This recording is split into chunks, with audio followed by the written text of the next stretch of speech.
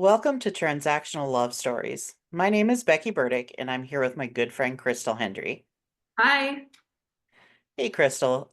Today we're going to take the opportunity to get to learn more about Crystal and what um, she has gone through growing up as a kid and how she got to be to this point in her life. So, Crystal, tell us about yourself. Okay. It seems like a lot to pack into a little bit of time, but I'm going to give it a shot. I know Becky. She and I grew up in the same small Midwest town in South Dakota. We grew up in Aberdeen. Both of us were Golden Eagles, right? I spent my life there until I was 18 years old. And when I was 18, I knew that there were bigger things out in the world for me and I wanted to get out of there. So I went to college, which is what I was expected to do. I attended 1 year of college at the University of Minnesota in Minneapolis and wasn't sure what I wanted to do with my life. So I made a big move. I decided to quit college and I became a nanny on the East Coast. And I nannied for two different families out there for a few years. The family that I was working for decided that they were going to move to the West Coast and asked me if I wanted to come along. And I said, of course I do. So I moved from the East Coast to the West Coast, continued to work for them for a while, and I met my ex-husband there. So I got married, I got pregnant, and over the course of 12 years, I had three children with my ex-husband. We made a couple of moves during that time and ended up in Colorado, which is where my ex-husband was from, and have spent most of the last 20 years in Colorado raising my kids who are all out of the house at this point. I've got a son who is 25. I have a daughter who is 22, and then my youngest is 20. She is in college on the East Coast right now. So in my 40s, after my divorce, I ended up going back to college, finished political science with the idea that I may go to law school and changed my mind about that. But I loved working in the law. I just didn't want to be a lawyer. The bulk of my experience in the law has been as a criminal defense paralegal and mainly appeal work. So I've done that off and on for over 10 years. I took a break from the law for a while in there, and I owned a small salad dressing company with my then partner at the time. He had started a salad dressing company that was being sold in local farmers markets, and we decided to go into business together and grow it. And we also owned a small corporate catering company. The salad dressing company is still in business. My partner's still doing the thing. I'm no longer a part of the business, but support him. I want him to do well. He's been at it for about 8, 9 years at this point, and it still hasn't really taken off, but it's grown leaps and bounds since we were making salad dressing in our kitchen. Now we have a full production space. It's carried in multiple retailers across the US. It's available online. So it was a really cool thing to be a part of, but it was a lot of work and I knew it really wasn't where I wanted to be. So I ended up getting out of the salad dressing business and the catering business and going back to legal and administrative work. And that's what I've pretty much done since then. I am a digital nomad. I'm able to work remotely, which is really, really great because I'm currently living in Mexico. I moved here in September. My kids are all out of the house. The political climate of the US was really frightening to me, and I started to look into good places to move as an expat from the United States. And I ended up in Oaxaca, Mexico, and that's where I'm coming to you now from my little tiny studio apartment in Oaxaca. That sounds So, like quite an adventure that you have been on. I mean, to have owned a business, and I think at one point you had said you didn't really weren't really into cooking as much. no, How not at did all. how did that change after being with somebody who did that for a career? Um, So the salad dressing business was an interesting one. I was dating a person who was a trained chef. He was trained in both savory and pastry, very talented man. His name is Sean. We got together after my divorce and he started this business and again started it out of the kitchen. He came up with the recipes, started bottling these dressings, and scored a table at the Boulder County Farmers Market, which is one of the most successful farmers markets in the country. And as time went on, the business was growing. He needed more and more help. I was helping a lot. The kids were helping. The kids were making dressing and bottling and working farmers markets. I had three children and he had one working a lot with us. But as the business grew, he needed more help. And I am strong in business and administrative tasks and things like that. So it was a good balance between the two of us. He was the rainmaker. He was the ideas and the knowledge. And I was the one that helped on the business side, securing leases for spaces to produce the dressing and all of the logistics of multiple farmers markets and grocery stores and all of that. But it So was tell us, a lot of work. And it was, yeah, go ahead. no, as I say, you're right. Being self-employed is way more work than anybody would ever think it would be. I mean, you think I'm the boss, I can have employees and I get to make the rules. And no, basically what it means is you now work almost 24/7. Yeah, I mean, it was incredibly stressful. Yeah. It really was. And we were romantic partners as well. So that relationship definitely suffered because, you know, we would spend all this time during the day working in really stressful conditions and there wasn't enough gas left in the tank. And Yeah. so it was really it was an interesting time. It was a fun time. I don't have any regrets, but the kitchen was never where I wanted to be and I found myself in the kitchen way more than I ever planned to be or wanted to be. So it just was no longer something that I felt that I wanted to do. It was taking its toll on me, my health, and it was a lot. So he's still, like I said, he's still running the business. The name of it is, if anyone wants to look it up, it's called Bloom Box Foods. So bloom like a flower, BLOOMBOX foods.com. His name is Sean. So order some dressing. Kind of an interesting premise. Yeah. It's called lettuce, yeah, lettuce specific dressing.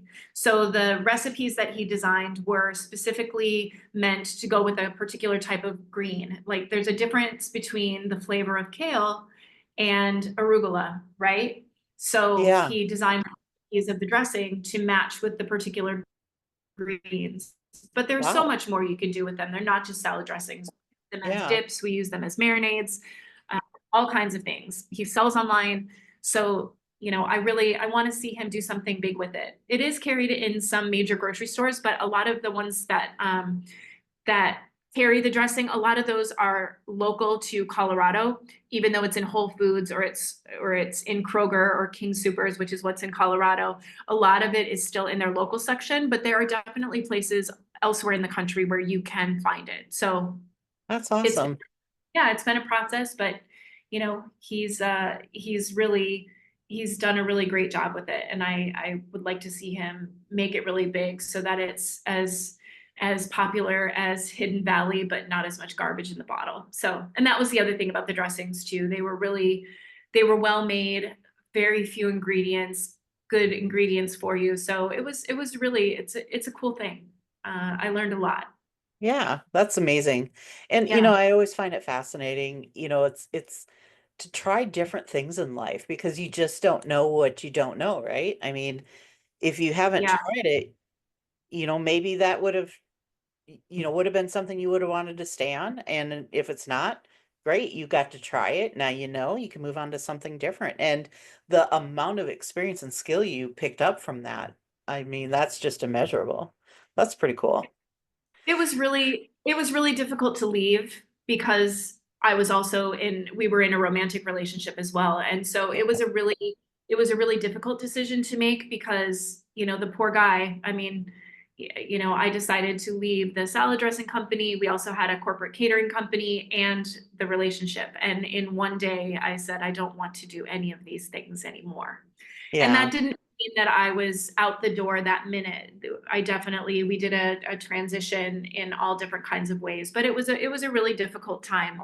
But yes, you're right. I learned so much, and I've never been afraid to take a risk. And sometimes those risks don't go the way that you think they're going to go, but Yeah. I've never been upset that I've taken them. It's gotten me to this chair right here with you this evening, and Right. I believe that every step was maybe not intentional in the way that I thought it was, but the path was what it was, and I am grateful for all of that. So Yeah, so am I. I'm glad that you're here with me now because it's been so much fun getting to reconnect with you and learn yeah, how we've spent our lives. we And said that in the last episode too. Like we weren't yeah, super tight friends, but we lived in such a small town that everybody knew everybody, and we would bump yep, into each other here or whatever. So yeah, I think it's really cool. I'm so glad that we're doing this. It's fun. yeah, yeah. It's amazing, like back in high school, who would have thought this is where we'd be today? And yet Who here we would are, ever thought? and love Yeah. it. I love being and getting to know people that, you know, and it's crazy. You see these people every day for well, back in our days, high school was 3 years, now it's 4 years. We see them every day and Yeah. yet know Yeah. each other very little at that time Yep. compared to how we're getting to know each other now, so it's Yeah. exciting. No, And it is. speaking of you taking chances and being brave, I want to touch on you just up and moving to Mexico, which is to me completely fascinating and talk about courage. But I do want to take a second to, we do have to apologize if, our podcast is a little choppy from time to time. We are in two completely different countries. She is broadcasting out of Mexico. So, we might have some difficulty from time to time, and we certainly apologize for that, but we just felt this was just too important of a topic, the whole topic that we're going to be, I mean, it's actually going to be several topics really that we're going to be going over. We just felt we needed to start sharing to help everybody else out there who might be going through something like this. So, um, Yeah, I think the idea has been bouncing around for both of us individually for a long time. And yes. we came together and we just decided how many people talk all the time about, oh, I should start a podcast, right? I know that I've Yep. said that to myself 1,000 times and then never taken any real action on it. So I think we just decided that with the challenges that we're facing, which in Yep. Mexico, Wi-Fi is always a challenge, Yep. that we're gonna do it. So yeah, there may be some glitchy things, and we do apologize for those, but it's the challenge that we face doing this internationally. So, but Well, I want I'll to I'll be back in February. So hopefully, just over the next few months, you can struggle through with us until I'd love to get in a really nice space where we're able to up the production a little bit more. well, and I want to say, please stick with us because we have so many interesting topics. You don't have to have been through what we went through to join in and at least just understand what people have gone through. There's so many people out there that, like when I was a kid growing up, I thought I was the only one that went through that. And Yeah, now I find everywhere I turn, there's so many people and there's so many things that people have gone through that's been painful for them, traumatic, caused PTSD. We're gonna touch on a whole bunch of things. So I really want to say, I promise if you stay with us, I think everybody can get something out of this. If not for yourself personally, maybe for somebody around you. So um, this will be rewarding. 100%. And we're new, we're growing, we're not sure exactly how this is going to go, but we have to practice. We have to Yep. just jump in and do it. And I'm really excited about that prospect. Like Becky said, Yeah. and we said this in our first podcast too. We kind of went through a whole list of things that are interesting Yep.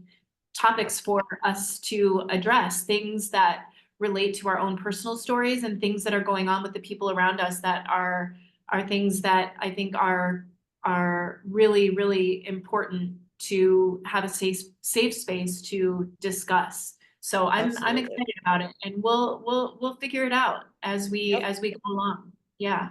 Yeah. Yeah. Grow with us. So Yeah. let's get back into you.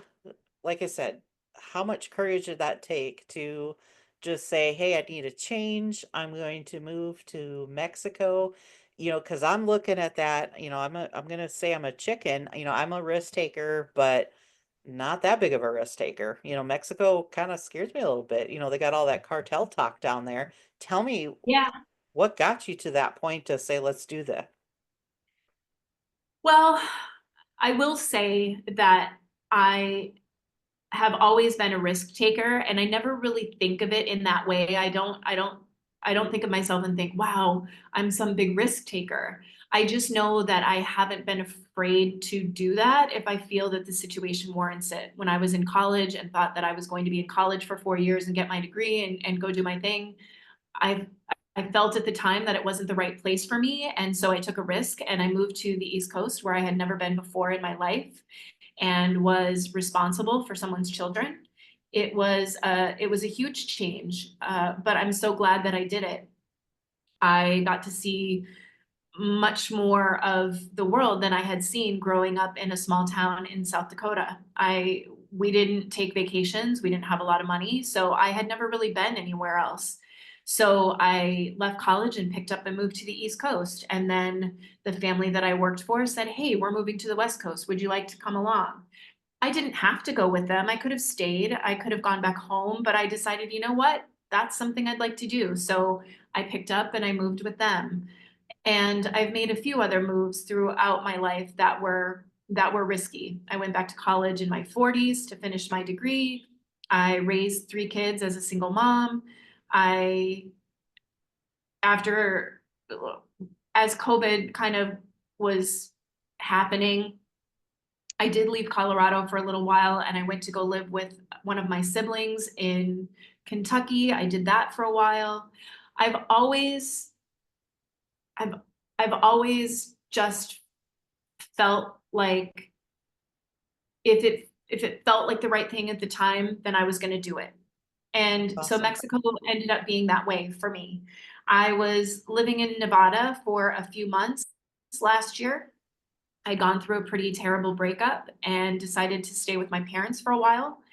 My mom has some health issues. She's been diagnosed with vascular dementia. And I stayed there to help for a few months. And during the time that I was there, the political climate in the US was very concerning to me. And like I mentioned, my kids are all out of the house. So it was just me, and my parents' values don't align with mine and about what I wanted to do next. And I started looking into living as an expat somewhere else in the world. And I wanted to live somewhere that was relatively inexpensive because I don't have a lot of money. And I wanted to be somewhere that was fairly close to my children if I needed to get to them. So I didn't want to go to Bali. I didn't want to go to Thailand. I didn't want to go even Europe. I felt that I wanted to be somewhere closer. So Mexico was a place that I started to look. And I ended up Googling some things and I reached out regarding a property that I had seen, just a little studio apartment, but looked beautiful with a pool and close to the beach. And I ended up hooking up with someone who owned this property, and had moved from the US to Mexico in 2016. And I signed a lease with this person, and she has been wonderful. She's an American who has taught me how to do things, and I felt very secure in the fact that I was leaving the US and coming to somewhere that I felt was a place where I had some support. So that was helpful. But I do not speak Spanish, and I'm getting better. I can get by, but I definitely need to do some one-on-one studying, which is readily available here. There are a lot of native Spanish speakers that love to teach Spanish and also work on their English. and it's very inexpensive to do that. So I think that's the next step for me is to really get into my conversational Spanish and learn that a little bit more. But yeah, I mean, it was definitely scary when I left the US and landed in Mexico City and got off the plane in Mexico City. I was like, "Oh my God, Crystal, what are you doing?" I didn't understand what anyone was saying. People spoke very fast. I didn't understand how money worked. Um, I understood the denominations, but I didn't understand when someone would tell me how much something was. I didn't understand what that meant. Um, and so, yeah, it's definitely been a learning curve, but I feel very safe here. I researched, and the location that I chose here in Oaxaca has very little cartel activity. And so I intentionally wanted to come somewhere that I felt had a good reputation for being safe. And I did that. Doesn't mean that there aren't things that can happen, but I feel that same way in the US, right? There are just certain Absolutely. places that you avoid when Yep. you're, so I, but here, even going out at night, I feel very comfortable. If I wanted to go out at 11 o'clock at night and walk down to the grocery store, I wouldn't have any hesitation doing that. Wow. So but yeah, it's lovely, and I just have to say that I am so grateful. The Mexican culture here is wonderful. You can tell, you can feel the importance that they place on hard work and family and tradition and culture, and I have never met people more friendly to me. When I walk down the street, everyone is, kind of doing their business. They're busy and whatever, but it's also very, very friendly. Everybody says hello. It's just it's a wonderful place to be. It's a wonderful group of people, and that feels really good. I don't feel out of place here, even though I'm definitely a gringo for sure.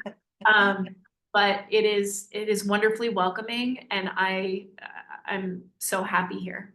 And I'm only here until the end of February. I'm not here for very long, so Yeah. I'd like to, do as much as I can while I'm here, learn as much as I can while I'm here, and who knows what comes after that.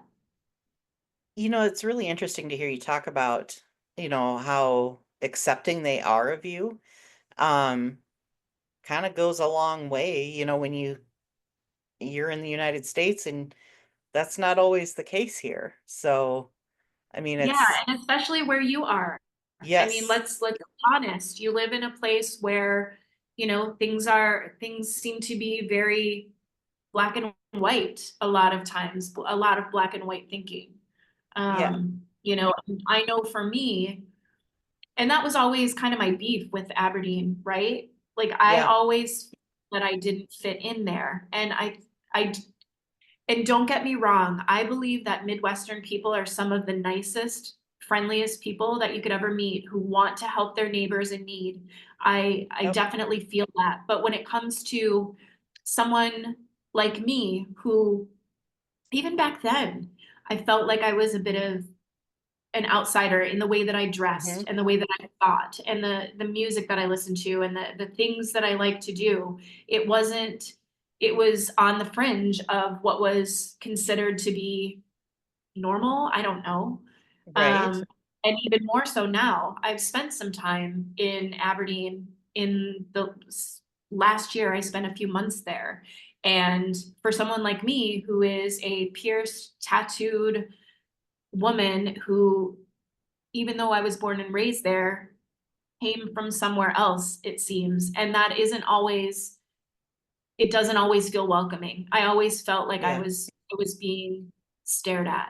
I always felt like there were eyes on me, that I was different and I stood out. And it was very obvious to me.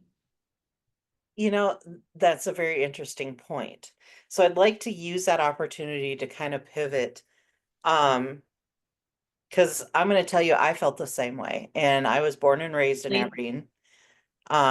Lived there my entire life until 5 years ago when I moved down to Sioux Falls, South Dakota.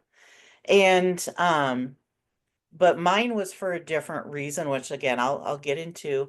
But so tell me your childhood. What was it like growing up with your parents? I know you had kind of talked about, things weren't. we've talked about what is normal. I really don't feel there is a normal, but Right. what was your family life like? What drew you to the story that I was telling about my life? Oh, wow. I've been thinking about that a lot lately. A lot of this journey to Mexico has really been to find some peace and some quiet and to work on some things. And I've been thinking about that family life a lot recently. I'm no longer in contact with my parents or with my siblings. I have two younger sisters, and I'm not in contact with any of them. And that is intentional. It's such a mixed bag for me, girl. I know It is this is like, really something to unpack, but it happens to so many of us. yeah, I mean, when people ask me about my childhood, excuse me, when people ask me about my childhood, what I immediately go to aren't my younger years, my really young years, right? I go to my teenage years. And I have to tell you, I loved my childhood. And I'm so grateful that I'm Gen X and that I grew up when I did, that the best music, the best everything was so great back in the Yeah. 80s. It just was. And so Yep. that's the time that I immediately go back to. I had a car, I had a job, I had a really good friend that I palled around with most all of the time. I didn't have a crew of friends. I had one really good friend, and I knew everybody and got along with everyone. I I just I feel like it was an idyllic time during that time, Mm-hmm. even though my home life was not great. I I had my parents were working parents. My sisters and I were latchkey kids for, you know, a lot of the time, right? My parents worked, so we would be home from school at 3:30, 4 o'clock until my parents got home from work, Yep. whatever. But my house was not a warm, loving household. My parents were not warm, loving people. They just weren't. I would say we were middle class. My mom worked for the post office, my dad worked for the state, and we had a ranch house, and we didn't we didn't want for anything. We were always warm, safe, and dry, but I know that it wasn't easy for them. I know that they worked Yeah. really, really hard to support three children. So, but then as soon as I turned 14, I got a job. I couldn't wait to get a job, so my first job was at A&W. The best job Yep. ever. I loved that job. It was so good, and I'm sure that'll come up at some point during the time that we did this. But man, I loved that job. I loved it so much. I made $1.90 an hour plus tips, and I saved Right. up all summer to buy a car. I saved up $625 one summer, and I bought an AMC Gremlin. And once I had a car, the game was changed, right? Right. You You're could free.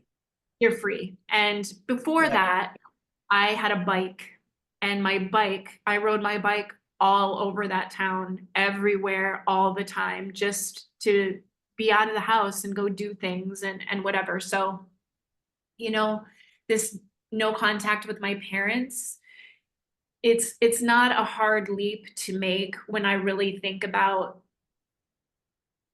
if someone were to ask me like the best memories that I have of my mom, for instance. It's really difficult to find more than a handful. And those good moments were not like loving, caring moments. Those were maybe like, funny moments. But, my mom worked all the time, and seemed angry a lot of the time, and seemed like she couldn't be bothered a lot of the time. Do you, And go ahead. I'm sorry, I don't mean to cut you off, but Oh, please. No, ask me. so do you understand yet, or do you know why you think she was angry? Was it her job? Was it just she was mad at life in general? Do you know yet? Have she ever said, or have you been able to figure it out? I mean, I think it was, oh, sure. Like I have a whole theory and narrative about why I think the trajectory of her life went the way it did, and what informed that. She came from a very difficult background. And I think that I think the anger came from stress. She never felt like there was enough money. She never felt like there was ever going to be enough money. So she worked herself to the bone to make sure that there was money. She always worked. She took any overtime she could get. She worked overnights. She did everything she could possibly do to make sure that we always were okay. My dad was different. My dad, both of my parents were college graduates, but my dad was never an ambitious man in my eyes. He had the same job from when we moved to Aberdeen in 1980 until his retirement. And it was a job working for state government. He never made a lot of money. He had good benefits, but never made a lot of money, never really was that ambitious. It always seemed like my mom was the one that was working so hard all of the time. And then dad worked his, you know, 9 to 5 job, but gave him the flexibility so that he could go fishing, so he could go hunting, so he could go do whatever hobbies he wanted to do. And she picked up the slack. And so I just think that there was a lot, right? And then you're also trying to raise 3 children, right? And trying to Yeah. raise 3 girls.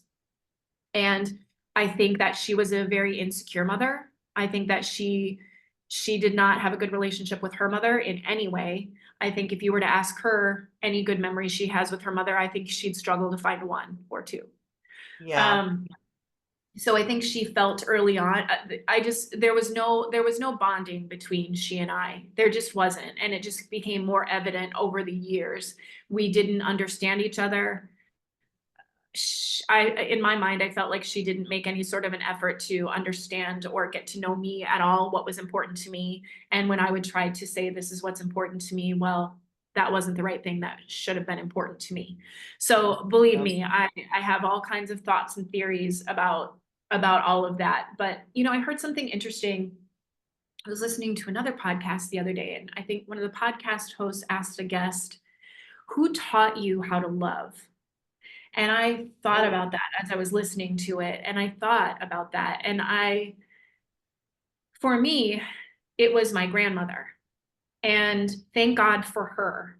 And she did not live in the same town. She lived outside of Sioux Falls. So she was a couple of hours away. But when I was little, we lived very near her. So for when I was little, I spent a lot of time with my grandma.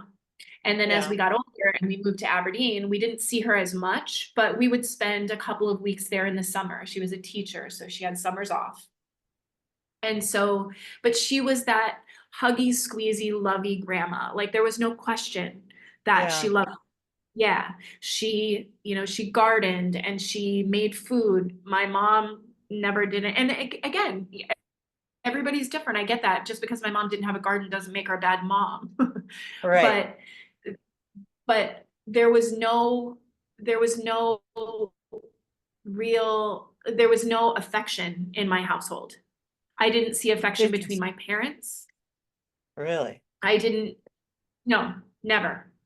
There was no affection with us. And I think, and then as you grow and you get older and you're a teenager, you're kind of not wanting any of that anyway. I think, Right. especially if you haven't had a close relationship to begin with, that's not the time to start, right? Right. So, I think it's different for people who have kind of grown up in that environment where, you've had a close relationship with your mom or a close relationship with your dad, and, it extends on, and it may be a little uncomfortable during that teenage period, but eventually, it corrects itself or whatever. But I guess Well, my I point think, is, sorry, go ahead. I'm sorry. I think that as a teenager, even though you don't want it, you're the one that's making that rule, but it's still there and available to you when you have it. Yes, So yes, you still have that security knowing that that's there. And right. I think that's the difference. Yeah, teenagers are going to be teenagers. We all were like that. Stop annoying me, stop talking to me, you're just dumb anyway. Yes, But you come full yes, circle and when you have loving, supporting parents, you come full circle back to, okay, you get about 25 and my Yep. parents start to be smart again, and I want to listen to them. I want to talk to them. I want to be with them. I love that And you said that. I think it's so important that that foundation is what carries you through that yes. period. And that's where it was lacking in my household. I Well, never and had so that much foundation research has either. been done about how important it is to have that from birth. Um, Yes, it's you have to have it. It's not it's as important to us as food and water, in my it opinion. is. Yep, 100%. And so I had a little bit of it, like I said, for my grandma. My grandma, my God, I love my grandma so much. She loved me and I knew it. I knew it. Yeah, And I could not say that about either one of my parents, and that's unfortunate. right. Um, Yeah. I think it was a difficult household for all of us. My dad had a lot of anger issues too, and he was a big person. He was a big man, and when he got angry, it wasn't fun.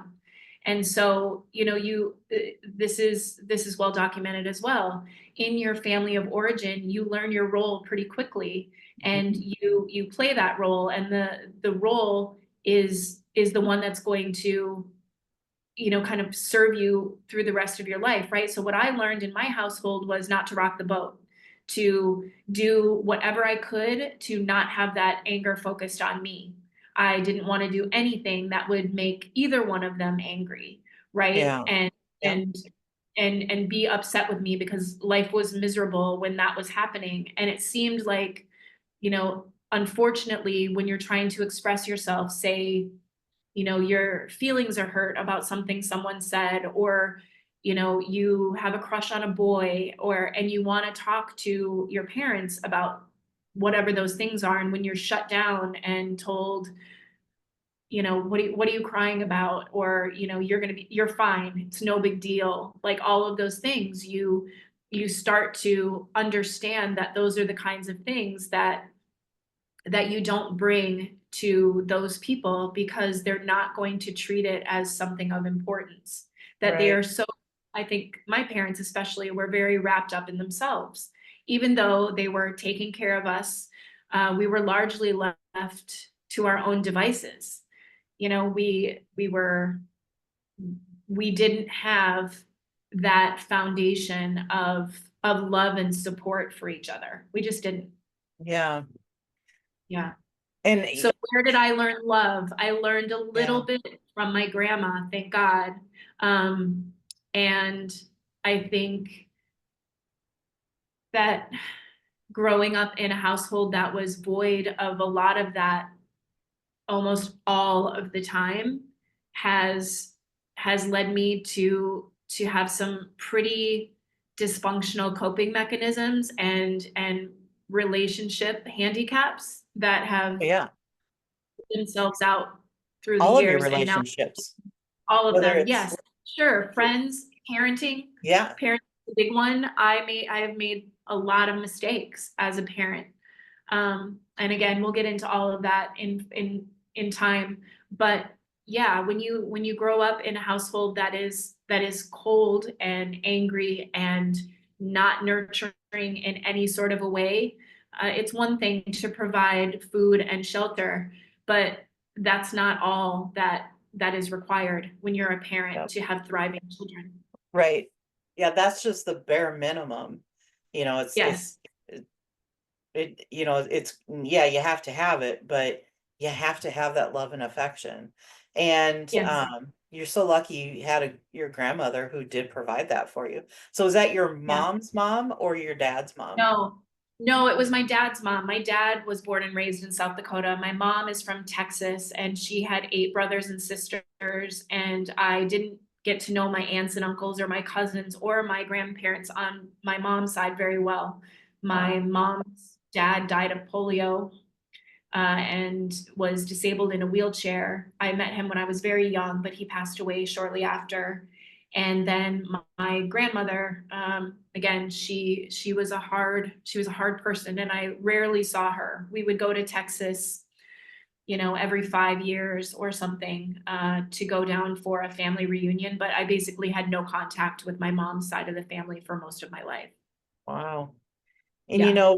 too, when we talk about generational trauma, at some point, in our conversations, I'd love to delve in deeper into what your mom and dad's life was like, because obviously for them to be who they ended up being, something had to go wrong in their lives. So, Yeah. like your dad's mom being the sweet person that you're describing, sounds to me Well, like, she was sweet to me. She was sweet oh, to me. oh, there's a big difference then. Yes, yes, So, and again, she wasn't always sweet to me. I mean, she was a teacher. She was a third grade teacher and she was a ball I'm buster. sure. Yeah, so I mean, it wasn't like she didn't have it in her, but she, I was the first grandchild. I was the only grandchild at that for a long time. Oh, And yep. she and I had a really special relationship, and she showed me both. She was a Interesting. loving, caring grandmother, but she was tough. Interesting. So Yeah, I've got a little bit of that too on my dad's side. My one brother and I, we were the only grandkids for many years. And, you know, eh, my dad obviously is the problem in my life. But when right. you look at my grandma from our perspective as kids, he- how did he turn out like that? Because she was just this, we were gold to her. But Right. Yeah. you have to look deeper, because as we know, so many abusers and narcissists and whatever label you want to put on them know very well how to hide and how to turn it off and on. So Sure. certain people see certain things, and that's just the game they play. But yeah, And there's a lot of studies about narcissism and where that originates. And it is a mother wound. It comes from some wound of the narcissist and their mom. And yeah, it can be from various different ways that they related with their mother, right? But they yep. often say that is where the origin of a narcissist or someone with a lot of narcissistic traits, it comes from that dysfunctional relationship with their mother. Yeah, that's a really interesting topic, and I'm excited to be able to discuss that and Oh hear yeah, I'll other pull people's together some perspectives. data. I'll pull together some data because it really is interesting. Yeah, yep. But yeah, there's plenty to dig into, Oh, yeah. for sure. But yeah. All right, give me some Let's light questions. Give me some stuff that's yeah, let's not do some fun stuff. do So, some fun stuff. what's your favorite song? Oh my God. I should have said give me easy stuff. Oh, whoops. Um, that's it's such a hard, it's that's so hard because I like so much music. What's your Uh, favorite genre? Let's go that route. 80s alternative is my favorite genre. Yeah. When I talking about the awesome teenage years, I was the girl in my bedroom listening to The Smiths and The Cure and Dream Academy and oh, I don't know. Who else? New Order, Joy Division, Sugar Cubes, 10,000 Maniacs, Midnight Oil, all these. And, you know, I loved, I loved all of that. I'm still stuck on what's my favorite song because if I say it, then maybe it has to stand. Um, mm, I don't know if I could come up with a favorite song either. I have yeah, right. so many that, Yeah, and and I I go think through it's periods where this one's my favorite, and I'll listen to it to death, even well, now. and I also love 80s hair bands. I mean, I wore out Yes. Def Leppard's Hysteria cassette in my car. Like I listened to that until I had to buy another copy. I Yeah. mean, Psychedelic Fur is also my favorite. I'd say just to put it up there because it occurs to me, I'd say Just Like Heaven by The Cure is my favorite. Awesome. Yeah. But again, I have so many favorites. Everything is my favorite. So I Well, listen and to a lot of different kinds of things. I think we grew up in a time where we also got to listen back, like my mom always listened to her 50s, 60s stuff too. And Right. so I got to listen to that music. That was our Saturday morning house cleaning music, was throw on one of those Yes. records. Yep. And then we had our 80s stuff, and then we've gotten to experience all the music coming up through to where we are today. So Sure. I I mean, think we're lucky I've that got way. kids from late 90s, early 2000s, right? I mean, Yep. there's so much of what they've listened to that I love. Um, Yes. I love Metallica. Metallica is my favorite band. Yep. I yeah, so there's a lot of music out there that I absolutely love and still listen to a lot of music today. So as a kid, did you go to any concerts? And if so, what was the first concert you ever went to? First concert I ever went to was in St. Paul. I went to Prince. Ooh, how old were you? 16, Oh my gosh. 7. So when Yeah, Prince first hit the scene and Purple Rain had come out, his record album, oh, I right. had such a crush on Prince.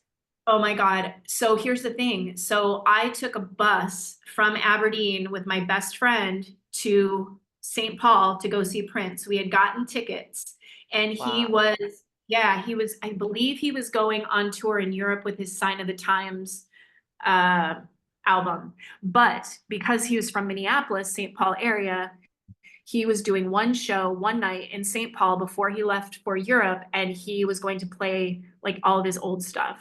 So Really? we took a Greyhound from Aberdeen to St. Paul and went to Prince, and it was all of his Purple Rain stuff and older stuff. And he also played a lot from the Batman soundtrack because Batman Oh, had just come really? out.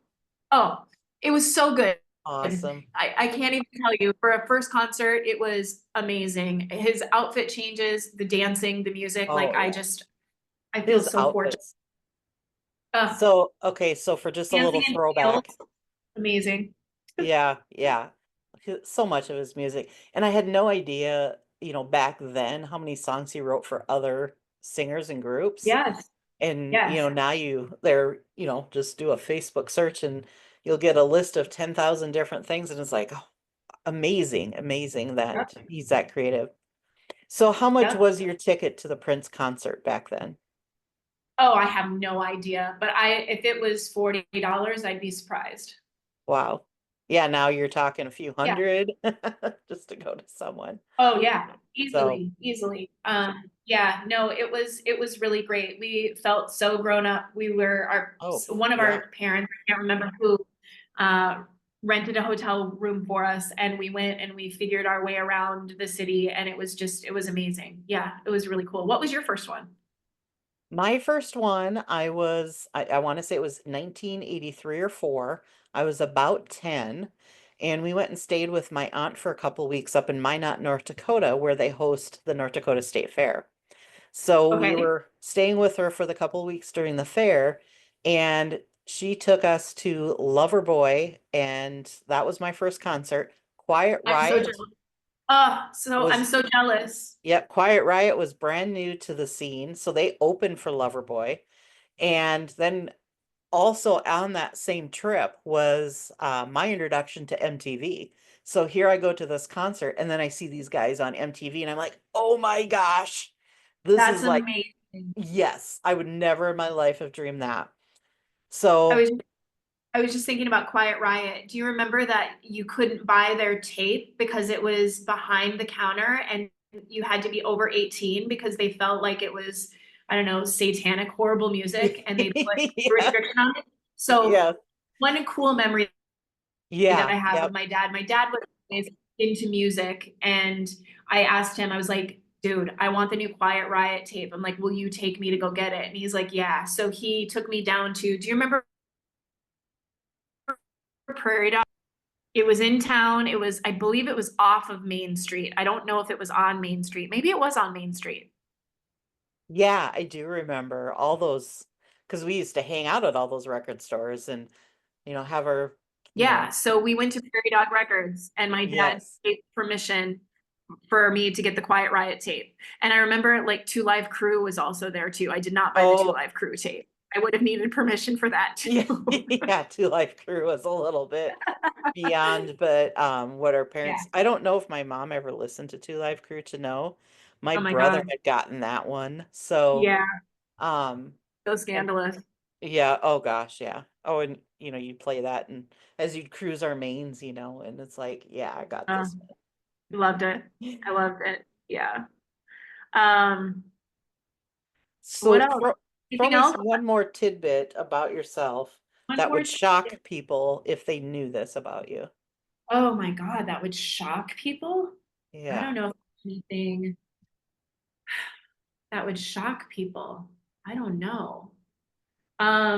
I can talk about, I don't think it's shocking anymore, but I can talk about my tattoos a little bit. Oh, yeah, I do that. so I went to that first year of college in Minneapolis and I went with my best friend from high school. She and I roomed together at the University of Minnesota, and we were there for the first semester. And then the second semester, she decided she wanted to study abroad. So she actually came to Mexico and studied in Mexico for the second semester of our freshman year of college. And that left me, I felt very alone at that time. And because she was my roommate, my best friend from high school, and then all of a Okay. sudden she's gone, and I'm here in Minneapolis by myself. I had made some Yeah, friends, but nothing super, super tight with anyone. So I was definitely feeling like alone.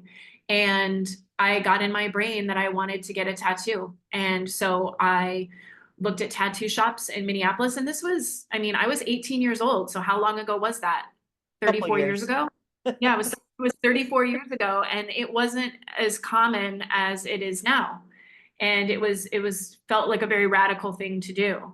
And so I found a tattoo shop in St. Paul again, and I rode the bus from campus to St. Paul to this really cool little tattoo shop, and I got my first tattoo at 18. And ever since then, I don't count them because I just some of them flow into the other. I don't know. And so I've kind of got the bug back when I was 18. I got a little tattoo on my chest of Calvin from Calvin and Hobbes. It was Oh, very yeah. small and tiny.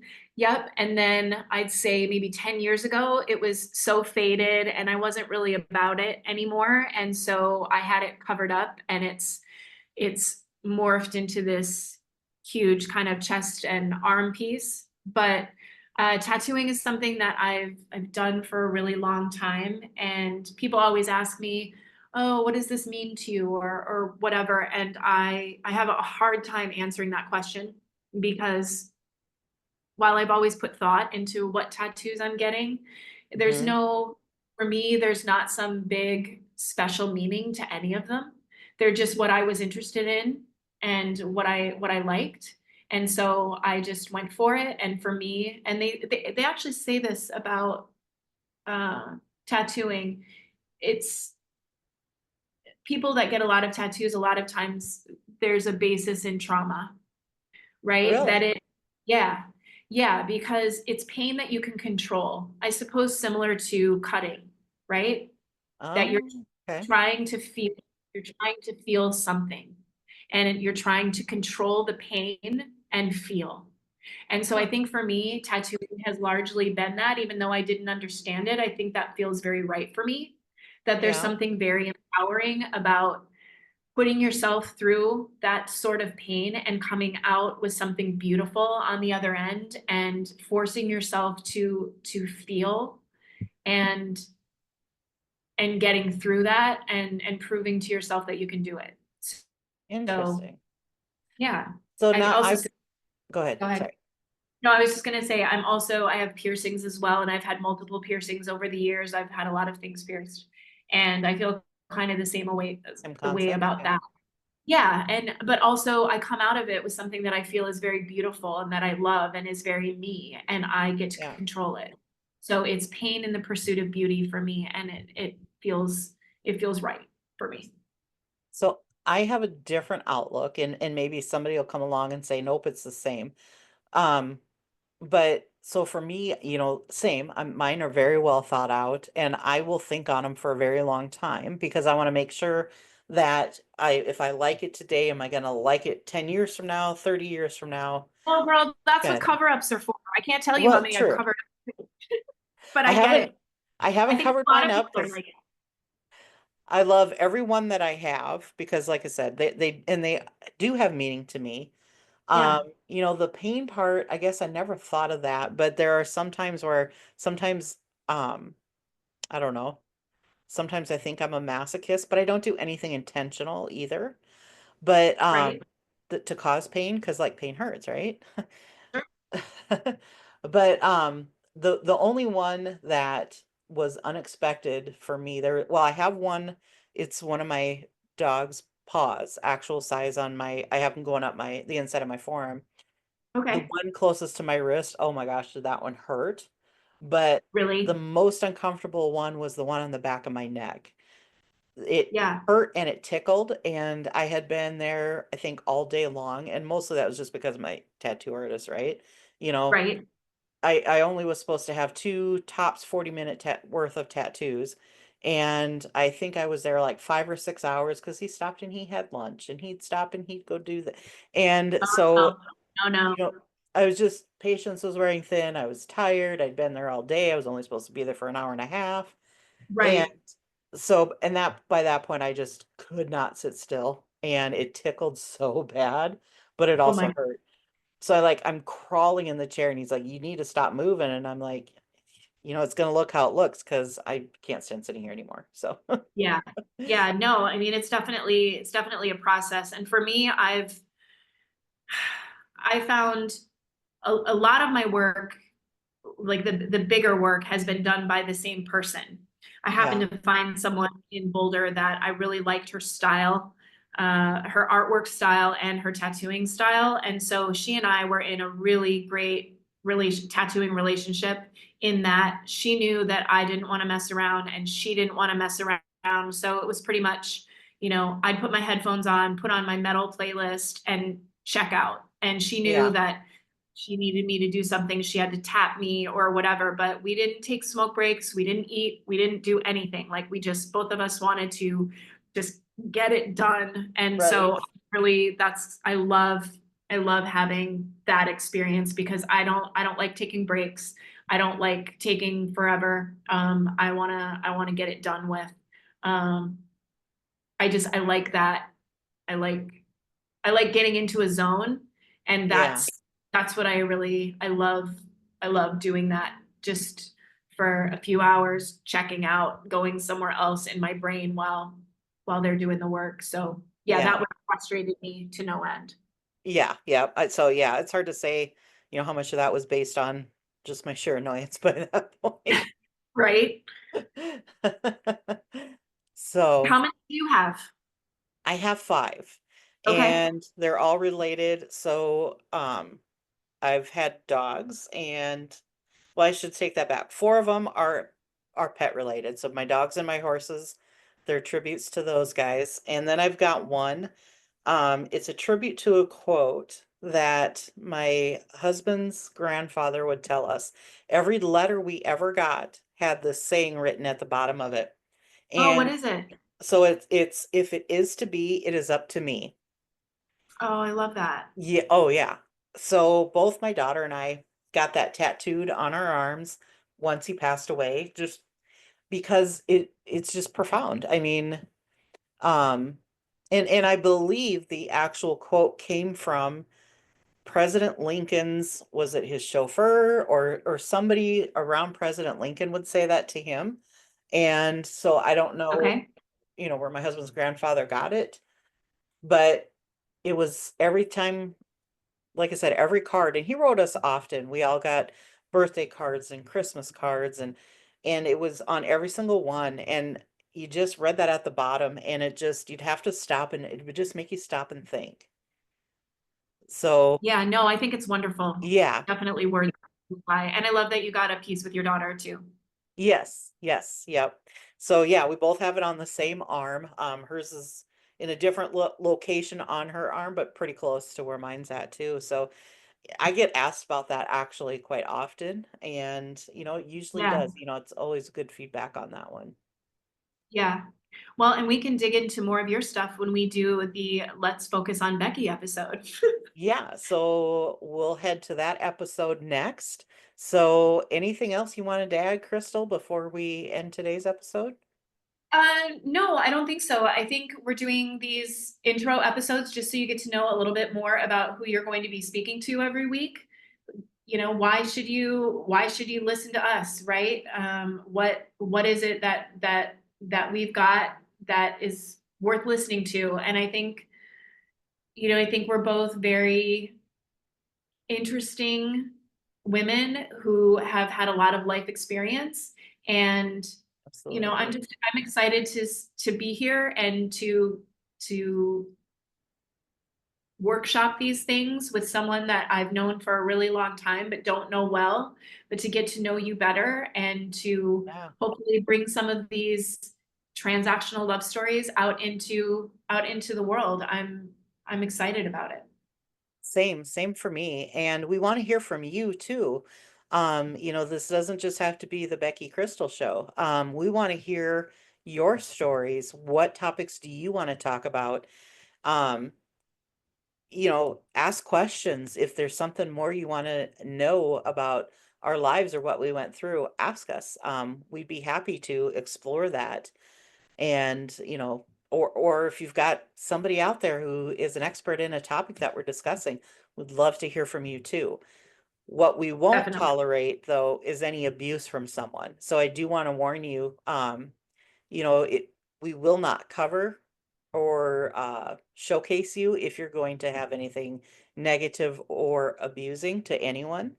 Um, because we like we said, we want to have a safe place for people to feel comfortable. So 100%. And so we have an email address, right? That email address is TLS, and it's TL stories info@gmail.com. So like transactional love stories, but TL stories info@gmail.com. If you want to write, send us some feedback, send us a question, send us something that you'd like to hear about. We'd love to hear from you. We're working on kind of fleshing out our YouTube channel. Becky has a blog already, which is how a website address for your blog, I think as well. it takes just one.me is my blog website address. So, please go check it out. Follow my blog. I'm also on Facebook. So, yeah, And we're also working on getting a Facebook group together as well. yes, So we are. that Yep. information coming on that soon once we get everything together. But the main goal right now is just to get some episodes in the can so we can get this thing launched. So again, be patient with us, but we're getting there. Absolutely. We'll see you next time on Transactional Love Stories. Bye, everybody. Bye.